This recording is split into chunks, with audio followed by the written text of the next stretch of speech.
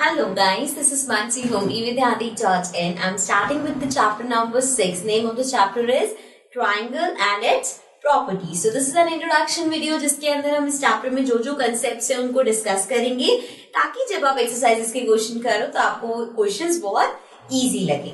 Now, the chapter's name is Triangle and its Properties. Properties पे बाद में आते हैं. पहले triangle क्या होता है? Triangle we all know it is a closed figure or a closed curve which has 3 line segments. So, this can be a triangle. Similarly, this can be a triangle. So, there are many shapes of a triangle which is possible. So, अगर 3 line segments join हो रही है, so that is a triangle. Also, it is a closed figure. ठीक है? अब यहाँ पे triangle की कुछ parts होते हैं, जैसे कि सबसे पहले बात करते हैं side. Let's take this triangle. Let's name it P, Q, R. अब इस triangle की sides क्या है? PQ is the side होते हैं इसके line segment. So PQ. Similarly QR. Then we have PR. So ये हो गई triangle की side. Next है angles. अब triangles के अंदर हमारे पास angle होते हैं. Angle क्या होंगे?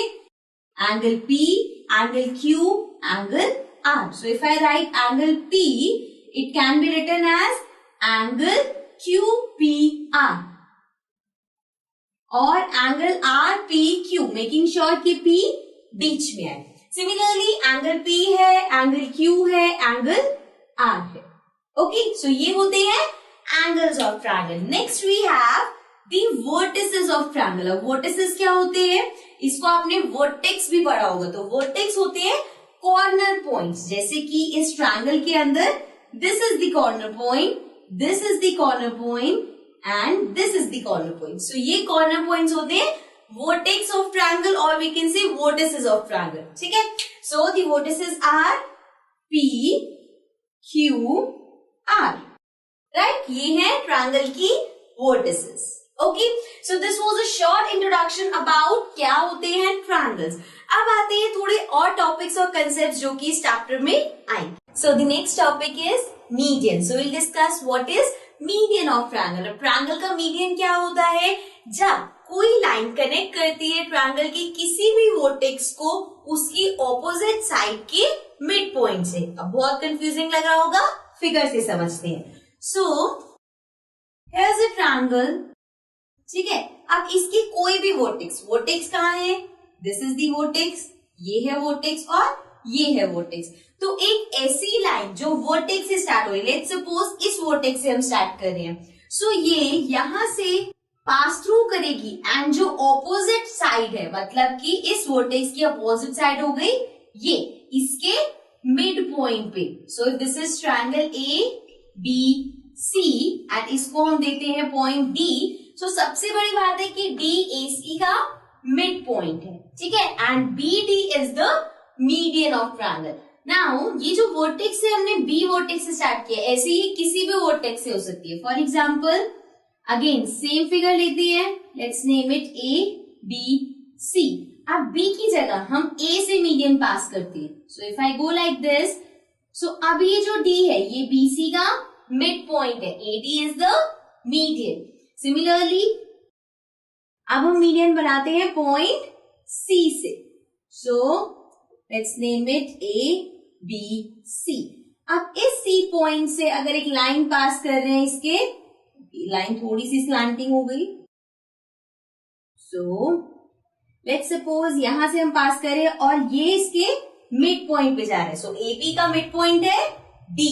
सो now CD is the median. So यहाँ पे BD मीडियन था, यहाँ पे AD मीडियन था एंड यहाँ पे CD. ठीक है. सो वो लाइन वर्टेक्स से जानी चाहिए और सामने वाली जो साइड है, ऑपोजिट साइड जो है, उसके मिड पॉइंट पे टच होनी चाहिए. सो वो होता है median of triangle. Okay, let's come to the next topic. Now the next topic is altitude. So what is altitude of triangle? Triangle का एल्टीट्यूड क्या होता है?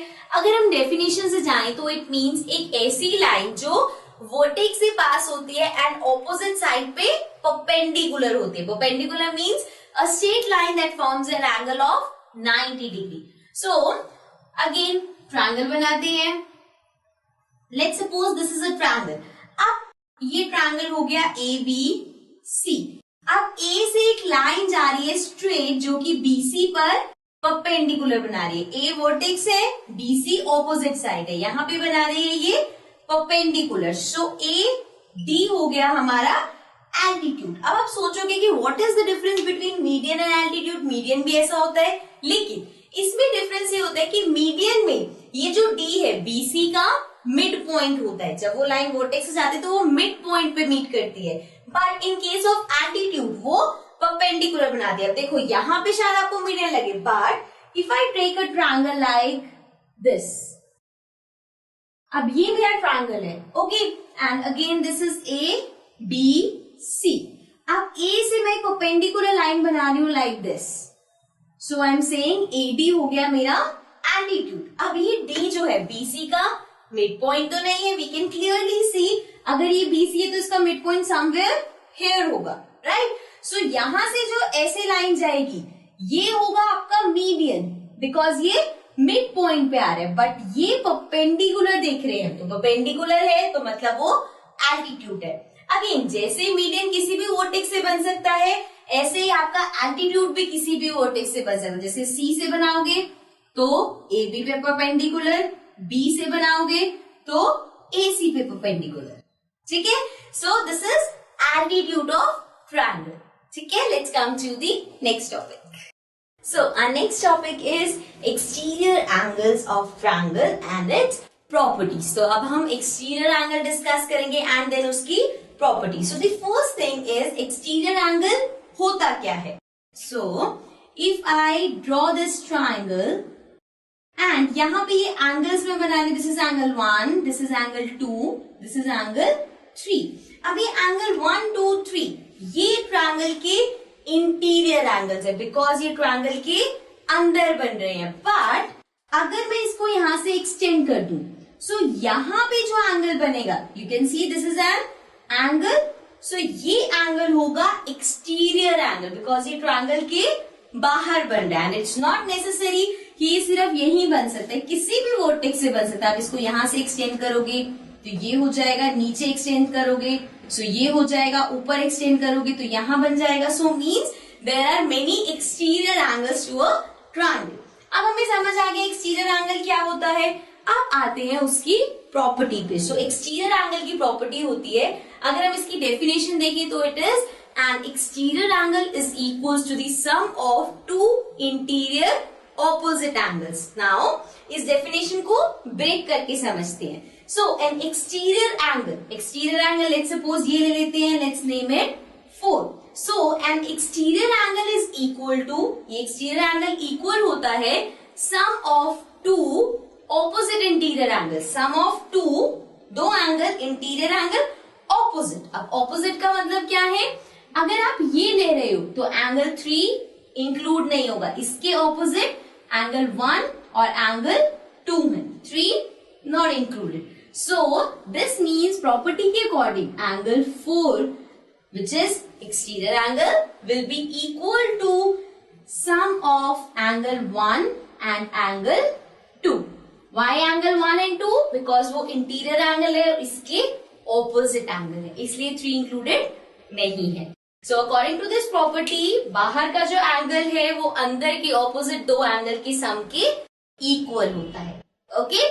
So इसके based questions कैसे आ सकते हैं? Let's discuss that. So I'm drawing a figure here. Let's suppose आपको ये triangle given है, ठीक है, एंड उसमें आपको गिवन है कि ये एंगल 50 डिग्री का है, ये एंगल 60 डिग्री का. ये मैं इमेजिनरी मेजर्स ले रही हूँ, इसलिए इसके डेप्थ में मत जाना कि ट्रायंगल ऐसे नहीं बनेगा वैसे बनेगा. So these are just imaginary measures. कि आपको ये गिवन है कि एक एंगल 50 है, एक 60 है. Find x. अब आपको एक्स फाइंड करना है. Now x, angle x is the exterior angle. So exterior angle property के according angle x will be equal to 50 degree plus 60 degree, right? इन दोनों की सम के इक्वल होगा. So 50 plus 60 is 110 degree. Okay? So एक तरीका ये हो गया कि आपको बाहर का एंगल निकालना है. नेक्स्ट एक और चीज हो सकती है, दैट कैन बी सेम, हमने यहाँ पे एक ट्रायंगल बना लिया एंड यहाँ पे आपको ये गिवन है, let's suppose it is given 110 degree and then आपको ये गिवन है 70 डिग्री। आपको फाइंड करना है ये एंगल विच इज इंटीरियर। अब एक्सटीरियर गिवन है, इंटीरियर फाइंड करना है। So again 110 degree is equals to 70 plus x, right और रॉन्ग? बिकॉज एक्सटीरियर एंगल दोनों के सम के इक्वल होगा। सो यहाँ पे हमें x फाइंड करना है, 70 प्लस हो रहा है, इधर जाके माइनस हो जाएगा। So 110 minus 70 degree equals to x. Now 11 minus 7 is 4. So 0, this will become 40 degree. So means angle x here equals to 40 degree. Okay. So this was about exterior angle and its properties. Let's come to the next topic. Now our next topic is angle sum property of triangle. Now what is the angle sum property? Angle sum property के according the sum of the measures of three angles of a triangle is 180 degree. So again इस definition को break करते हैं, let's understand it. So अगर आपके पास एक triangle है तो उसके interior angles क्या होते हैं? Interior angles are this one, this one, this one. So let's name it 1, 2, 3. So according to angle sum property, angle 1 plus angle 2 plus angle 3 equals to 180 degree. अब अगर आपके पास कोई भी ट्रायंगल है, किसी भी शेप में ट्रायंगल है, उनके जो एंगल्स होंगे उनका सम हमेशा 180 डिग्री होगा। ठीक है। अब इसके बेस्ड क्वेश्चंस कैसे आ सकते हैं? लेट्स सपोज आपको दो एंगल्स दे दिए, this is 60 degree, this is 70 degree. Now find this angle. ठीक है, इस तरह से क्वेश्चन आ सकता है कि आपको ये एंगल फाइंड करना है। तो अगर आपके पास दो एंगल्स है तो थर्ड एंगल आप फाइंड कर सकते हो, बिकॉज आपको पता है कि तीनों का सम 180 डिग्री होगा। ठीक है। So this is the angle sum property. इसके बेस्ड बहुत सारे क्वेश्चंस आपके पास आएंगे, but they are very simple. Okay, so let's come to the next topic. Now our next topic is types of triangle. See there are many type of triangle, but अभी हम वही discuss करेंगे जो आपकी text book में है और जो कि आपको रिक्वायर्ड होंगे। So there are two type of triangle discuss. The first one is equilateral triangle. अब इक्विलैटरल ट्रायंगल क्या होता है? इक्विलैटरल ट्रायंगल में all sides are equal. Equilateral triangle में जो ट्रायंगल की तीनों साइड्स है, तीनों इक्वल होती है, राइट। सिमिलरली एक और प्रॉपर्टी होती है that all the angles are equal. ठीक है। अब ये जो सारे एंगल्स इक्वल है, इससे रिलेटेड एक और चीज है जो भी हम डिस्कस करेंगे, बट उससे पहले लेट्स सपोज ये एक ट्रायंगल है एंड इसकी सारी साइड्स इक्वल है, मतलब कि ए बी सी अगर ट्रायंगल है, so A B equals to B C equals to A C, तीनों साइड्स इक्वल है। अब बात करते हैं एंगल्स की। नाउ इफ आई से कि एक ट्रायंगल की तीनों एंगल्स इक्वल है, सो अगर ये तीनों एंगल्स इक्वल है तो ये सिर्फ एक ही केस में हो सकता है, अगर तीनों एंगल्स 60 डिग्री की हो। क्यों ऐसा क्यों है कि अगर तीनों एंगल 60 डिग्री की हो तभी तीनों इक्वल हो सकते हैं? बिकॉज हमें पता है एंगल सम प्रॉपर्टी के अकॉर्डिंग तीनों का सम, किसी भी ट्रायंगल में तीन एंगल्स का सम 180 डिग्री होता है। अगर कोई भी एंगल 60 से कम है तो इसको चेंज करना पड़ेगा। अगर एक मान लो 50 है तो दूसरा 70 एंड देन इस तरह से होगा कि तीनों का सम 180 हो। सो इसीलिए अगर तीनों का सम 180 रखना है तो आपका तीनों ट्रायंगल्स 60 डिग्री होंगे, तभी ये पॉसिबल है। Okay, so this was about equilateral triangle. Equilateral triangle में हमने क्या पढ़ा? तीनों साइड्स इक्वल, तीनों एंगल्स इक्वल, और वी कैन से तीनों का measure 60 degree. Okay, so this was about equilateral triangle, the first type of triangle. Let's come to the second triangle. Now the second type of triangle is isosceles triangle. So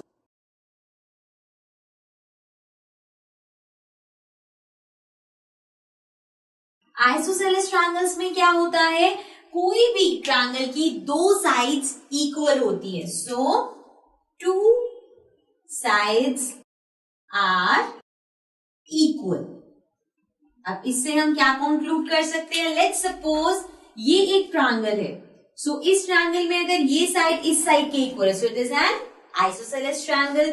similarly this side can be equal to this side, again it is an isosceles triangle.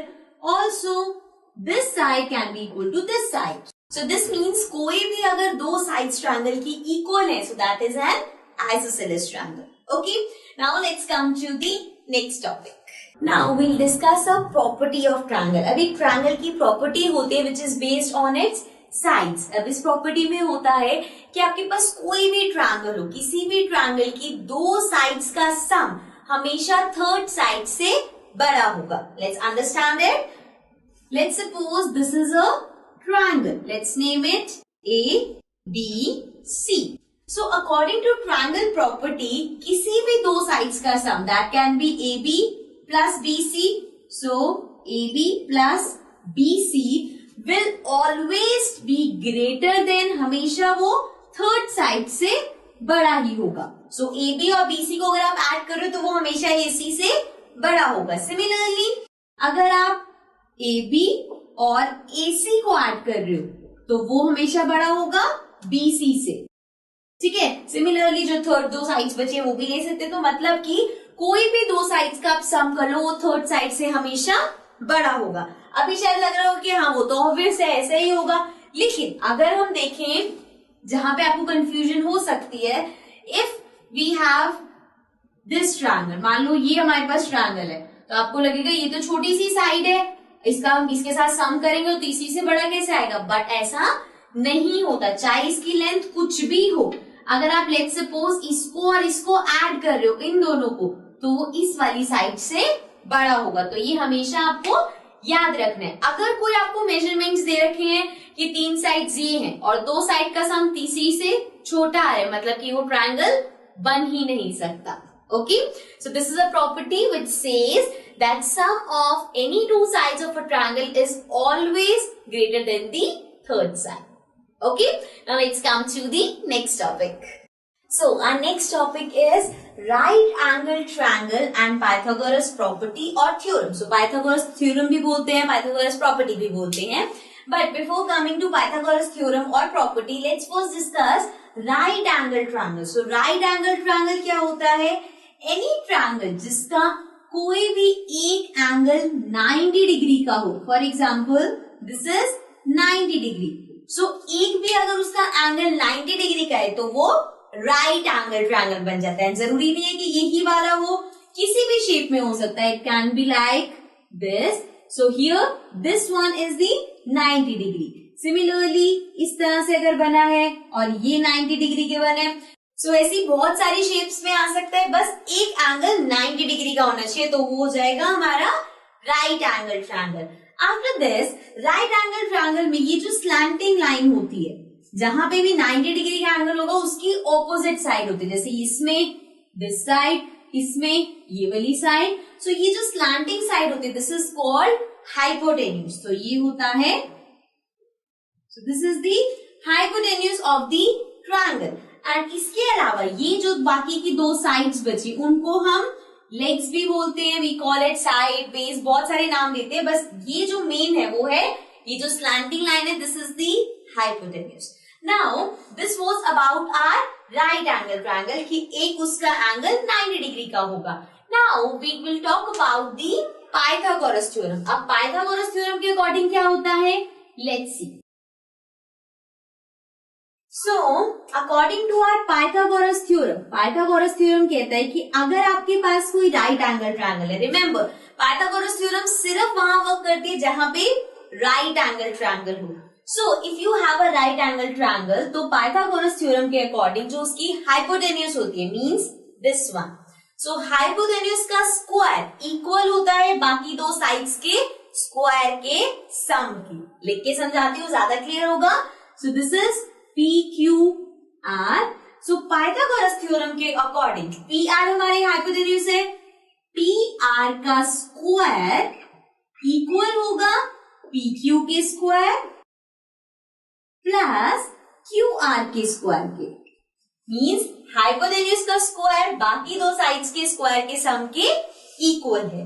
अब यहाँ पे questions कैसे आ सकते हैं कि let's suppose आपको इनमें से दो दे दिए, एक आपको फाइंड करना है। सिंपल सा एग्जांपल लेते हैं। लेट्स सपोज आपको गिवन है कि क्यू आर 12 सेंटीमीटर है एंड पी क्यू 5 सेंटीमीटर है। अब आपको फाइंड करना है पी आर, तो वो कैसे फाइंड करोगे? लेट्स सपोज मैंने इसको x ले लिया, सो ये हो जाएगा x का square equals to P Q कितना है? पी क्यू इज 5 सेंटीमीटर, मतलब 5 का स्क्वायर प्लस क्यू आर कितना है? क्यू आर इज 12, सो 12 का square. Now x square equals to 5 का स्क्वायर, 5 इंटू 5 25 प्लस 12 का स्क्वायर, 12 इंटू 12 इज 144, सो ये हो गया 25 प्लस 144। अब इसको अगर हम ऐड करेंगे सो वील गेट 169। अब ये 169 x की वैल्यू नहीं है, ये x स्क्वायर की वैल्यू है, मींस x स्क्वायर आपके पास आया है 169, राइट? अब देखो 169 हमें फाइंड करना पड़ेगा किसका स्क्वायर है। सो 169 स्क्वायर है 13 का, सो x स्क्वायर इक्वल्स टू मैं लिख सकती हूँ 13 का स्क्वायर, बिकॉज 169 13 का स्क्वायर होता है। सो स्क्वायर से स्क्वायर कैंसिल, x आ जाएगा 13, so this means x will be equal to 13 centimeter. Okay, so this was our Pythagoras theorem. This was the last topic for this chapter. I hope आपको ये सारे topic, सारे concept clear हो गए हैं and जब आप एक्सरसाइज के क्वेश्चंस करोगे तो वो आपको ऑलमोस्ट आते होंगे. Okay, so that's it for this chapter. I'll be coming back again with the new chapter. Till then, take care and bye bye.